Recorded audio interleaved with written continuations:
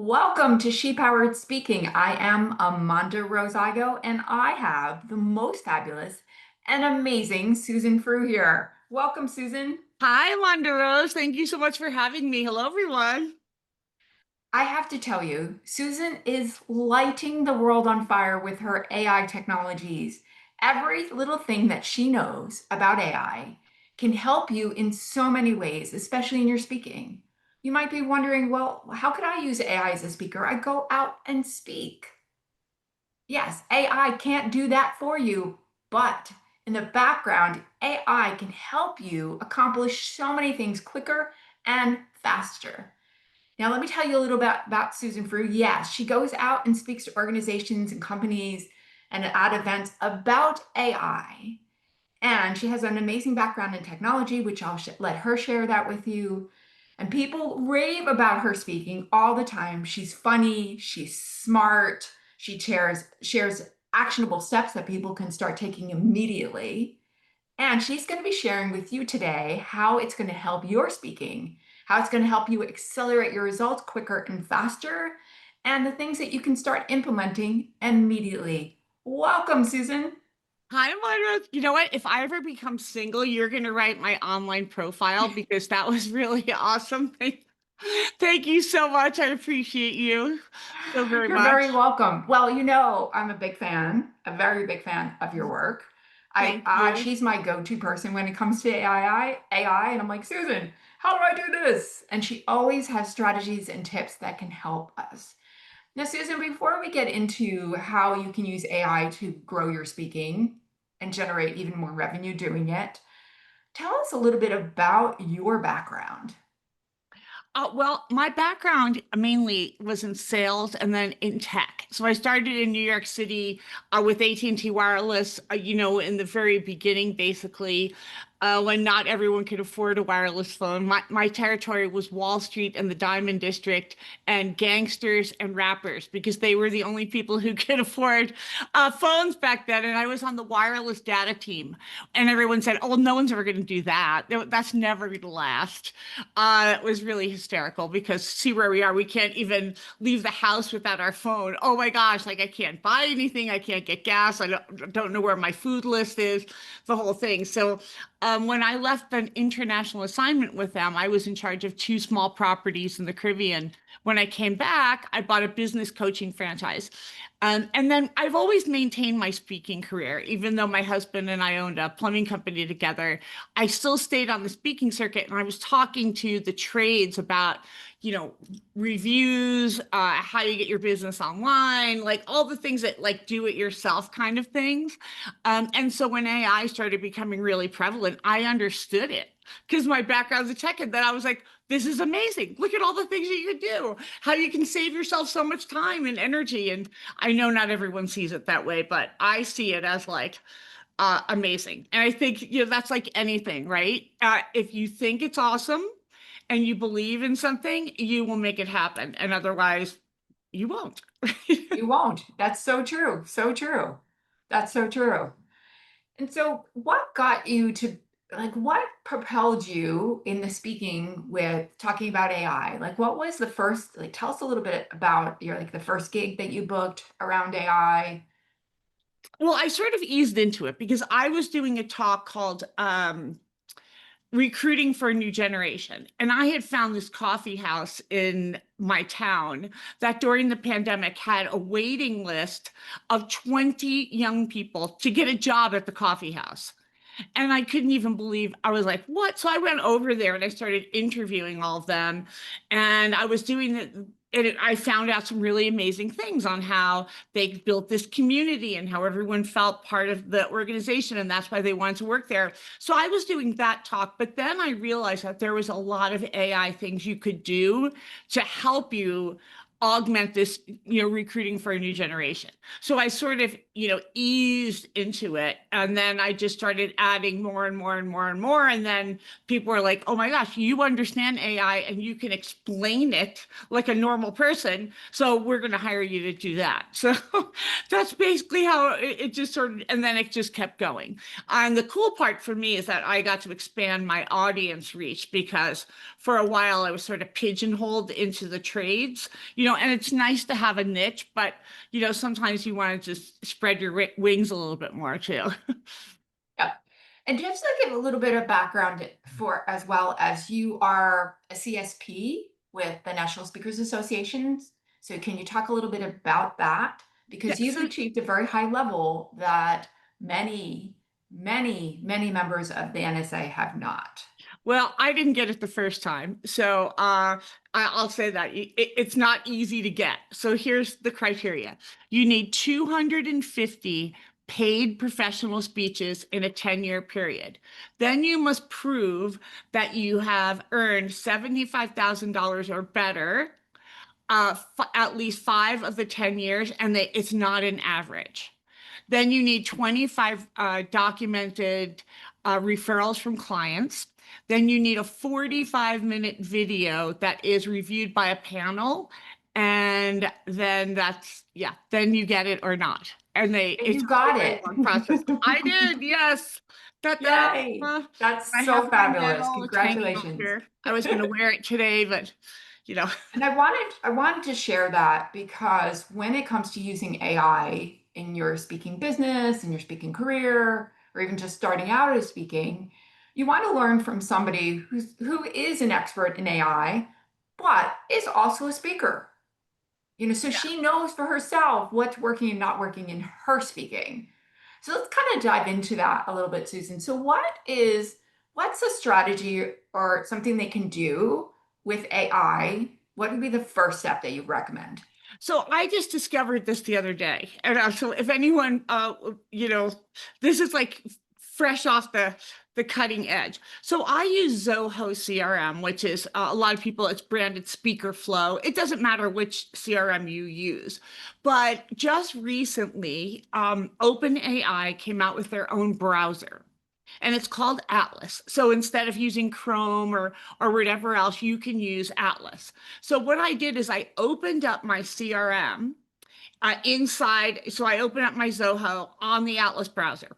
No big deal, right? However, there's a little button in the top right-hand corner of the Atlas browser, and you click on there, it says ask AI or ask ChatGPT. So I had ChatGPT go in and analyze my entire database and my Google Drive because I connected it to my Google Drive. I connected it to my Gmail. And I said, give me a predictive list of the people who may want to hire me next.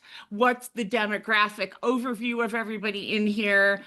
Who should I be focused on? Who should I be targeting? And I just started asking more and more questions. And lo and behold, it went into thinking mode. It had to go into deep thinking, but it did it. It analyzed my entire database.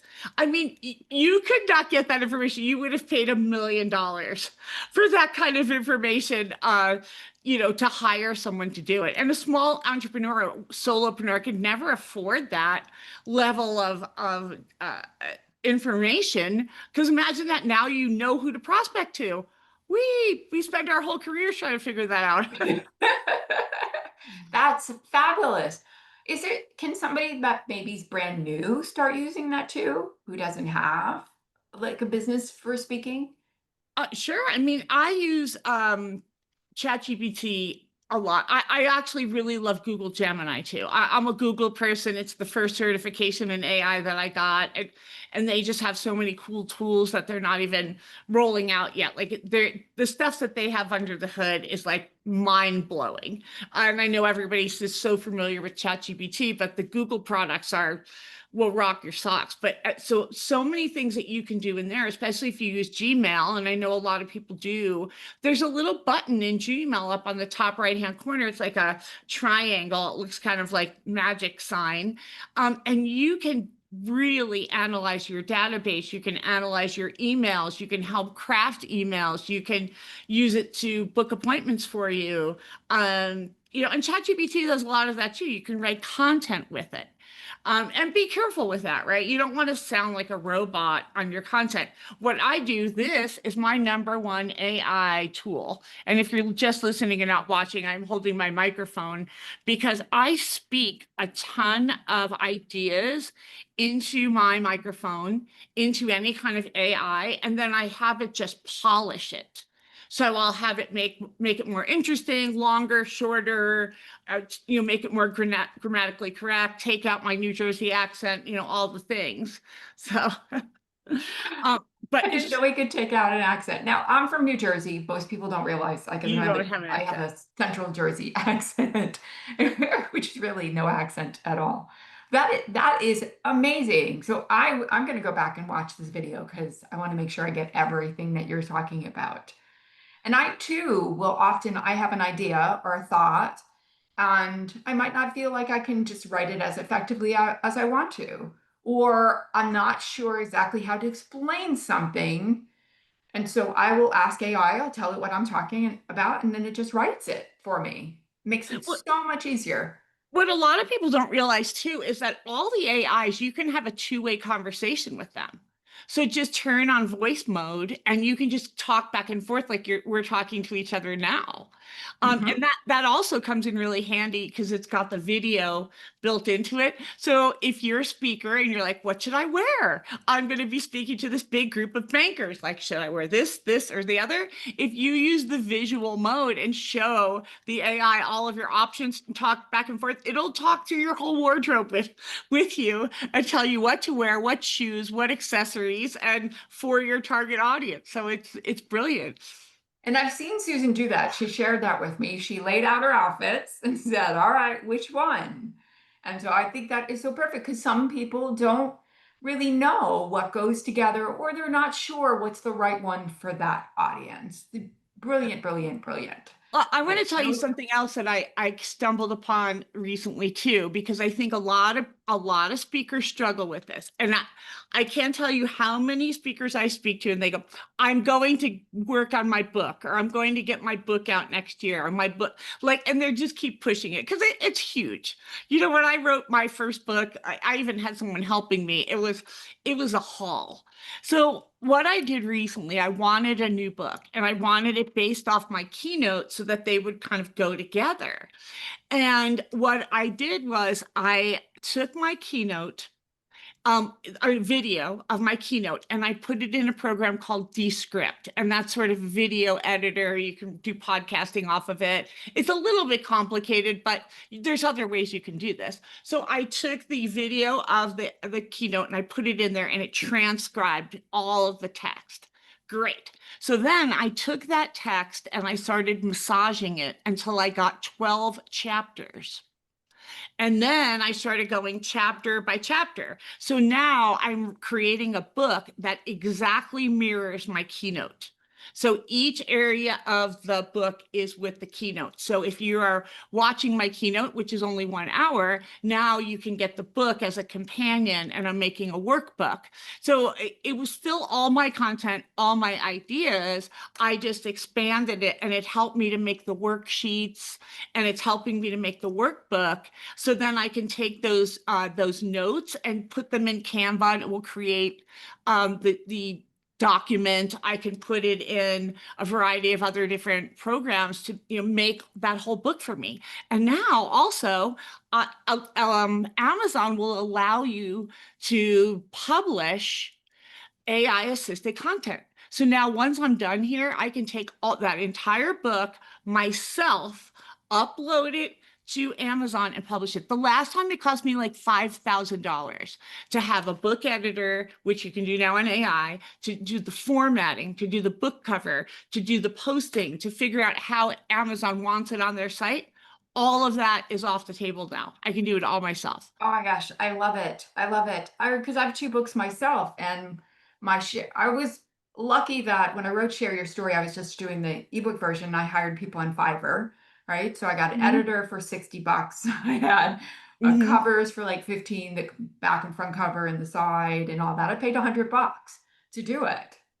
And Oh, that's so, awesome. yeah, and this book I'm writing will have ShePowered in the title. So look for that in the future, everyone who's watching this is that I'm doing right now, I'm voicing it. So I have a concept that for a chapter, I voice it into ChatGPT. It takes the text. I tell it not to edit it yet, because I Mm-hmm. don't want any editing of it, but it will quickly go, here, we can make this better.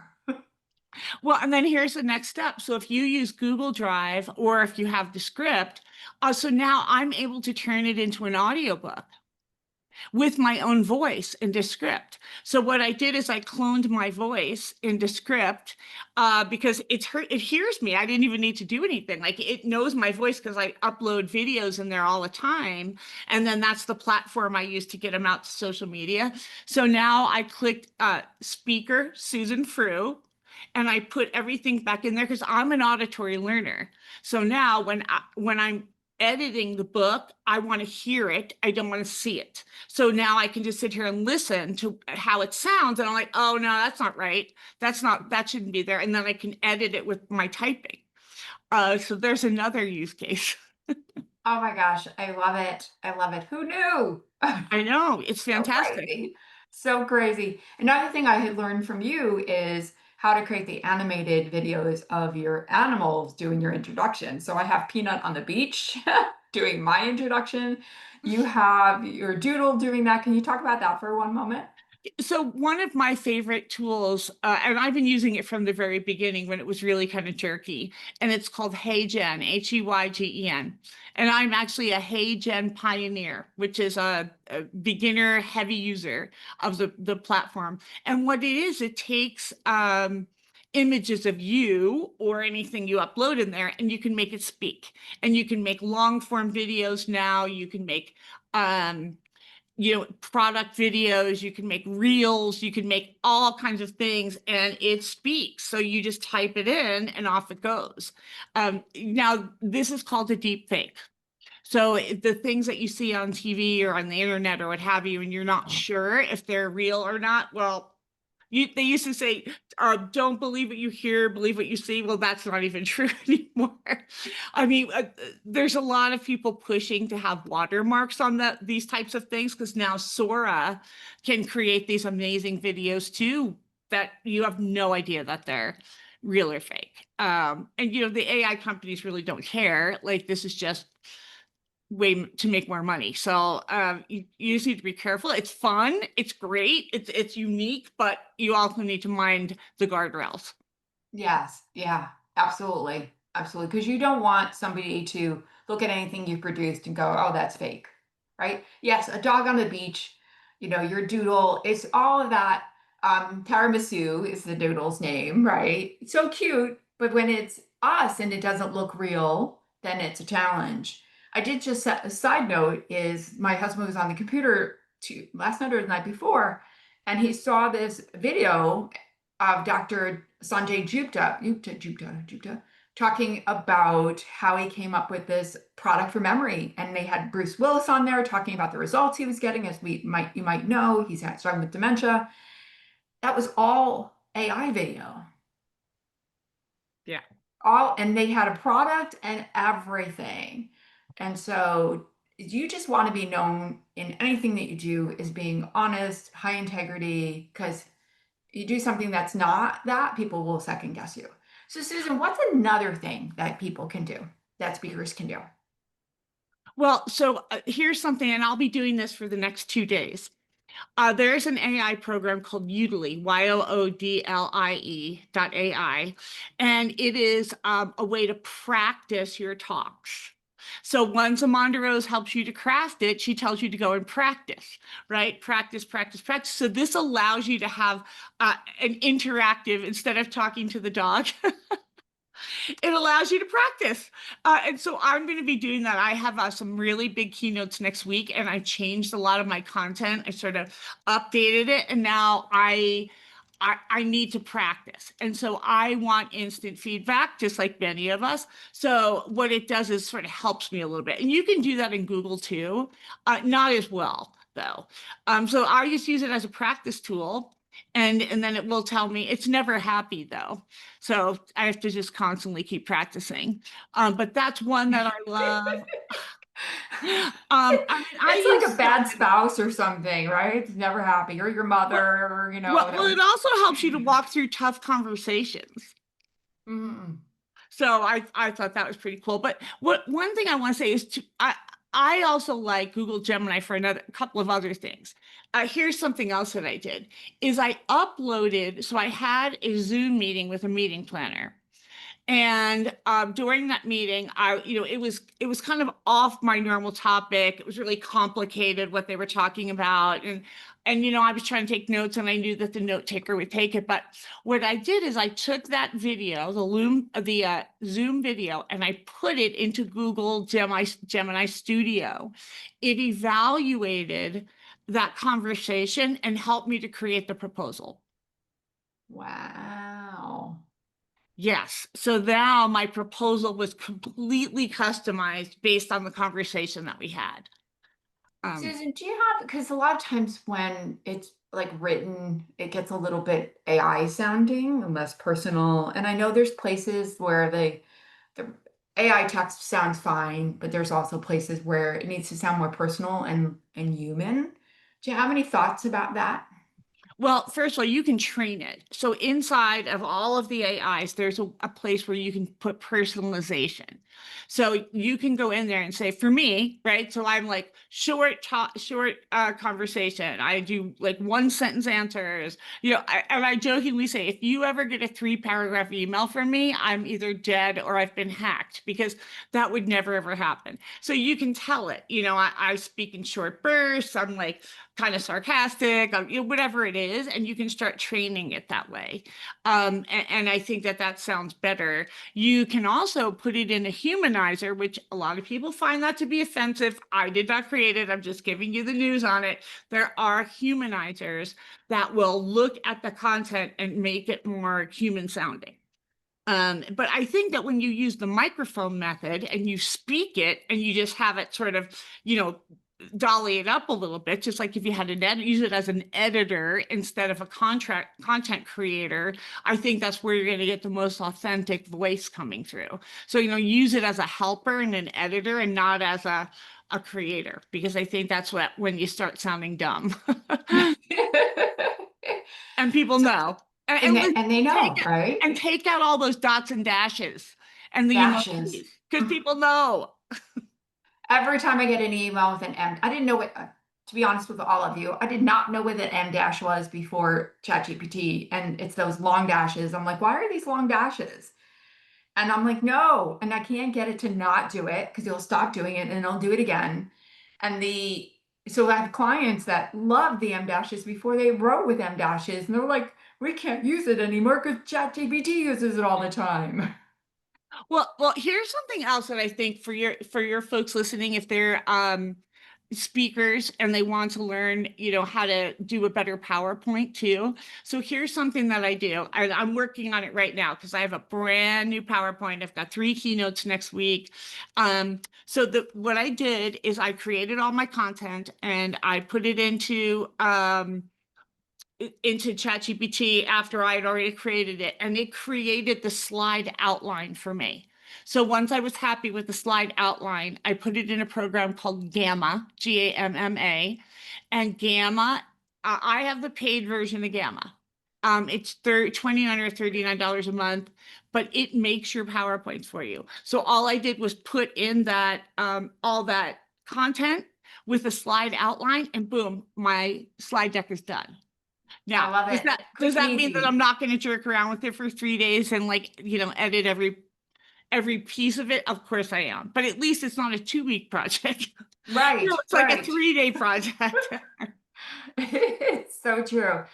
So I have one other question for you, Susan, is besides where people can learn more about you, is there a way, like when you're going out there and actually speaking, I've seen some amazing things happen where it was AI technology in the room, like when they were using on their PowerPoints or in the background. Do you have any thoughts about that? Well, I use a lot of AI in my deck. So what I do mainly though is I like to do show and tell. So I will do a lot of Loom videos. So I will work something up on AI, and then I will video the screen while it's happening, and I put that in my deck. So then as I'm speaking about it, I can be telling people like, this is how you do it. And then whenever I make those types of videos, I put them in my link tree. And at the end of every speaking engagement, I give out the Linktree link so they can get all of those videos, and then they can try it at home, and they can stop it, start it, stop it, start it. Because, it's really here's what's getting complicated for me, AmondaRose, is this. It used to be I have a room full of people, they don't know about AI. Okay, so everybody's on the same level. Now I'm getting the left side of the room knows nothing, haven't even opened it, and the right side of the room could be doing what I'm doing. So to find that middle, to deliver a presentation to the middle is very challenging.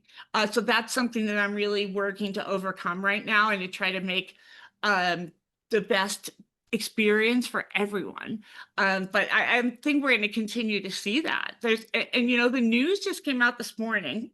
Good news, bad news is that a lot of layoffs are happening, but there's also all these new jobs that are being created. So people cannot wait on the sidelines. It's over. If you're sitting on the sidelines, you need to get in the game and learn. You need to take responsibility for learning yourself and get out there, reskill, retool, and it's time for a new frontier.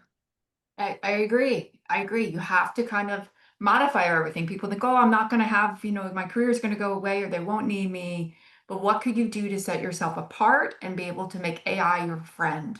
When AI came back, if you put a poll out, are you nervous about AI? I'd be like, I was. But once I started using it in my business, I do think I am so much more productive. And I Mhm. always have something I can, besides having a coach, I can check things through. I can go, okay, what do you think about this? Or I even use AI to help me astrologically to pick event dates. I mean, Yeah. it's so helpful, right? Yep. Just, all the information always comes from you, and and using AI, you always have the right, even if you're working for an organization, to make a decision. There's always has to be people looking at what AI is saying, and it can't just be AI's truth So, alone. so that's called human in the loop. So when you look at the future cast of an org chart for an organization, you're going to have human and you're going to have agents, AIs in positions. So the marketing, you still may have a director of marketing, but they're going to supervise 3 agents. One's content creation, one's images, one's scheduling, whatever it is, and they're going to be in that org chart. And that's the way, agents are here. You can create those automations. They're also a little dangerous. I actually think that I got myself hacked the other day because I was monkeying around with an AI browser, which I may not have locked it down properly. And everyone in my entire Gmail database got an email from me the other day, which I don't think, I really think it was because I did that. So you have to be careful. Like even me, this is what I do all day. I'm still running into snags like that. And it's going to continue to happen. You have to be careful. Yeah, because things are moving so fast. It's like, Right? I If know I didn't you. sleep, it wouldn't be enough time to learn it all. I know that you, every time you go to speak, you have to look and go, okay, what was the information yesterday or this Mhm. morning? And having to modify it based on the information that's out there Every time. every time. So, Susan, how can our viewers, if they would like you to come speak to their organization or learn more about you, where should they go? What's the best way to get information about you? The best is my website, which is susanfrewspeaks.com, www.susanfrewspeaks.com, or find me on LinkedIn, Susan Frew, Frew. Yeah, and everywhere I'm just at Susan Frew. You can find me out there making noise about something. About AI. And remember, I probably on your LinkedIn, it has CSP, right? Next to it, so you'll Does. know this is the Susan Frew that you want to connect with. And you have full videos on your website of your presentations too that they can watch. I do. I have full videos and I have links to shorts, so you can see all of it. Woo! Can have a Susan Frew party. That's right. Exactly. Amazing. Susan, thank you so much. You're a wealth of information. I will drop all the links that Susan talked about into the comments in this video. So please look for that because I know you're all going, okay, what was that website? It will all be there for you. Thank you, thank you, Awesome. thank you, Susan. You're Thank you. amazing. Bye, everybody.